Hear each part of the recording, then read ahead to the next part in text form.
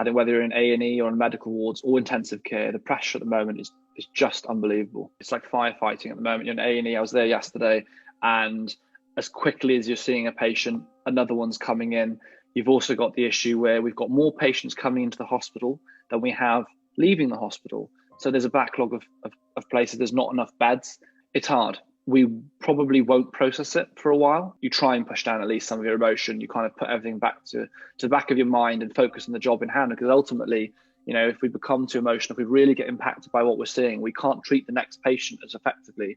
And a huge amount of what's happening now actually is everyone's just trying to pull together. It's that kind of, we're in the trenches together, let's look out for each other. But that can only go so far. And actually the fallout, I believe, from this pandemic is going to be massive, because ultimately when the pandemic goes away, the NHS is still under pressure. We're still understaffed, really. This is a chronic issue. And I think a lot of staff feel undervalued and underpaid. And I just say to those who maybe are dubious or they're seeing these stupid stories. I mean, I don't know if you've seen it online, but people taking pictures of empty corridors or whatever, or empty waiting rooms in hospitals. It's just so upsetting and frustrating. The reason that the waiting rooms are empty is because outpatient clinics are closed, because all the staff and the doctors have been pooled onto the wards. And to those people that are seeing those kind of stories and images, those people don't work in A&E, they don't work in ITU. I do, and I can tell you it is very different to what they're portraying.